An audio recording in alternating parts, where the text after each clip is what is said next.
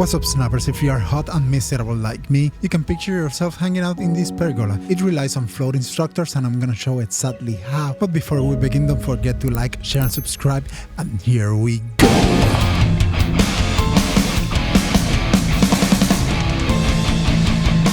I started with a circle, as usual, with two triangle foundations facing away from each other, a 2x2 square, and fence foundations as shown. I don't want to take too much time on this, but if you need a step-by-step guide on how to do circles, I have a few in my channel and there's like a million methods on YouTube. It's not a bad idea to learn them all so you can pick the right one for whatever task you have on hand. I did this in my DNA build where I made more than 60 circles, hence I wanted something that could be done above ground with the minimum amount of structures possible. Now I'm gonna remove the center of this circle, even though I'm gonna regret it later, but I don't need it. Besides circles, this build relies on two more tricks, and one of them is the half foundation offset.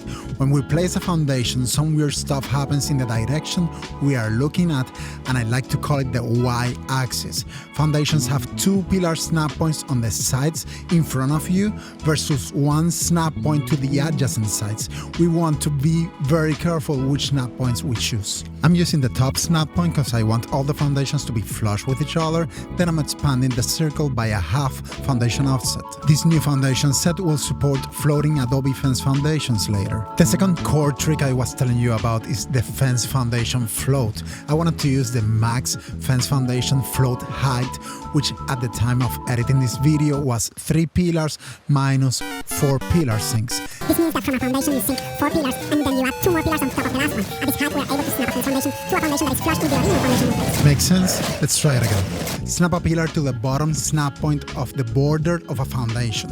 Snap 3 more pillars next to the previous, making sure you have pillar sinks. Go 2 pillars up, and that's the current max fence foundation float height. All I'm doing at this point is laying a temporary surface for fence foundations to rest on. The fence foundations will not snap to these ceilings, they will snap to the ceilings on the bottom later. And this is very important because if I snap fence foundations to the temporary surface, they will get destroyed when I remove said temporary roof. Since I removed the center of the circle in the beginning, I have to make 4 temporary roofs to cover the whole area. Another cool thing that happens in the y-axis is that you can snap a fence foundation across the sides of a ceiling like this. And that's why I snapped a ceiling to every foundation in the outer foundation ring. This is the snap point that will support the floating fence foundations. This is not a smooth ride, but allowed me to give some pointers. First, you'll need more surface for the fence foundations, making sure you can look at the snap points on the ground. If you don't look at the snap points you want to snap to, chances of snapping to a snap point on the temporary ceilings are higher. At this point, looking to the floor and cycling snap points without moving the camera did the trick. The second rim of fence foundations is more finicky. You'll have to remove and add ceilings until you get your desired snap point. Rinse and repeat. I'm trying to snap a fence foundations to the previous fence foundation, but the snap point clutter sometimes just blocks the snap point I want. It's a bit tedious, time-consuming, and patience-challenging maybe, but it's rewarding in both good looks if you think so, of course, and in providing some sense of accomplishment because you f***ing did it. Let me backtrack a little bit. That inner foundation circle I left is gonna support yet another circle of fence foundations and provide snap points for a fire pit later. Look down at the foundations and cycle snap points, making sure you are consistent with the snap point you choose. Sometimes you'll have extra snap points, so you have to be extra careful.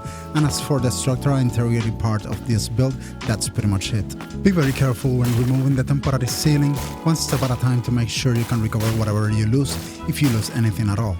I was going for a rustic look, so I added wood railings to every fence foundation. Little I knew I was gonna end up with a pergola-sized butthole, but it's cute. I took a minute to look at my surroundings and decided to point a set of stairs at the puddle behind those trees, and that's what you're gonna see in the background when you look through the building.